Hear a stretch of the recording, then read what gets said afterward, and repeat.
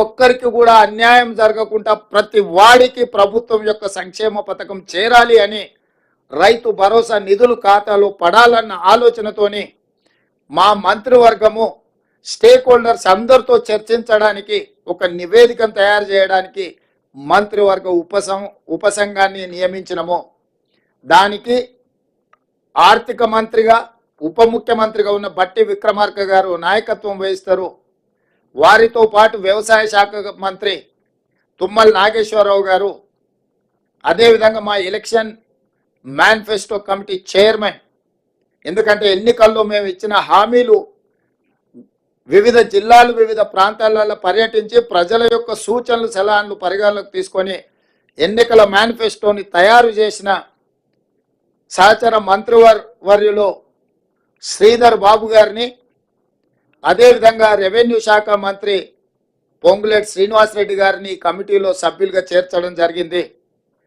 ఈరోజు రైతు భరోసా విధి విధానాలను ఖరారు చేయడానికి రైతు సంఘాలను, రైతు కూలీ సంఘాలను, రాజకీయ పార్టీలను, వివిధ వర్గాల నుంచి సలహాలు సూచనలు తీసుకొని విధి విధానాలు ఖరారు చేసి పారదర్శకంగా ప్రజలకు వివరించే విధానపరమైన నిర్ణయం తీసుకోవడానికి రైతు భరోసా కోసము మంత్రివర్గ ఉపసంఘాన్ని నియమించినము. బట్టి విక్రమార్క గారు, తుమ్మల నాగేశ్వరరావు గారు, శ్రీధర్ బాబు గారు, పొంగులేటి శ్రీనివాసరెడ్డి గారు అందరితో చర్చించి జూలై 15 తారీఖు లోపల ప్రభుత్వానికి నివేదికను అందించడం జరుగుతుంది. ఆ నివేదికను రాబోయే బడ్జెట్ సమావేశాలలో శాసనసభలో ప్రవేశపెట్టి అందరు శాసనసభ్యుల యొక్క అభిప్రాయం తీసుకొని భవిష్యత్ కార్యాచరణను, రైతు భరోసా విధి విధానాలను నిర్ధారించి ఆ నియమ నిబంధనల మేరకు అర్హులైన ప్రతి ఒక్కరికి రైతు భరోసా పథకాన్ని అమలు చేయాలని మా మంత్రివర్గం నిర్ణయం తీసుకున్నది. ఈ విషయాలు కూడా మీ ద్వారా రాష్ట్ర రైతాంగానికి మేము చెప్పదలుచుకున్నాము.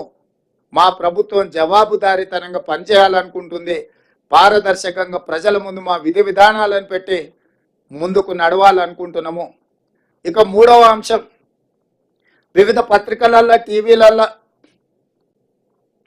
కొన్ని పొలిటికల్ పార్టీ ఓన్డ్ మీడియా కూడా రకరకాల రాద్ధాంతాలు, విషయాలను చిల్వలు పలువలు చేసి లేదా ప్రభుత్వం మీద అపోహలు కలిగించడానికి లేదా ఎక్కడో సమావేశాలలో ఉన్న మంత్రులను, ఎమ్మెల్యేలను లేని వార్తల్ని ప్రశ్నల రూపంలో వాళ్ళని అడిగి వాళ్ళతో ఏదో ఒకటి మాట్లాడించి దానికి ప్రచారం కల్పించి ప్రభుత్వం యొక్క ప్రతిష్ట దెబ్బతీయాలని ప్రయత్నం చేస్తున్నారు.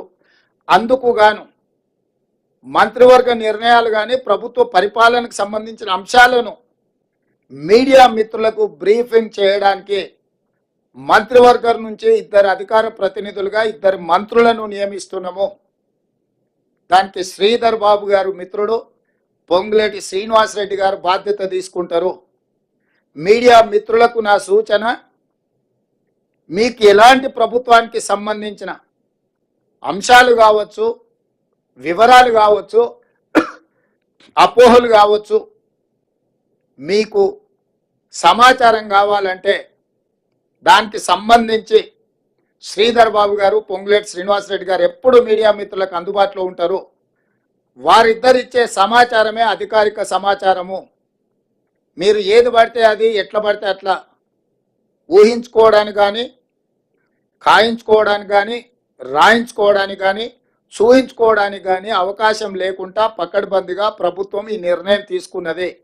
కాబట్టి మీడియా మిత్రులకు ప్రభుత్వానికి సంబంధించిన ఏ సమాచారం కానీ లేకపోతే ఏ అపోహలను తొలగించుకోవడానికి వారిద్దరు అందుబాటులో ఉంటారు. మా ప్రభుత్వం పక్షాన పరిపాలనకు సంబంధించి మీకు ఏ వివరణ కావాలన్నా 2 మంత్రులు అందుబాటులో ఉంటారు. కాబట్టి ఇక నుంచి మీకు ఏదైనా సమాచారం అవసరమైతే ఆ 2 మంత్రులను సంప్రదించాల్సిందిగా మీడియా మిత్రులకు నేను తెలియజేస్తున్నా. ఇక రాజకీయాలు అంటారా, రాజకీయాలకు సంబంధించి ఏ నాయకుడైనా మాట్లాడతాడు, ఏ మంత్రి అయినా మాట్లాడతారు. దానికి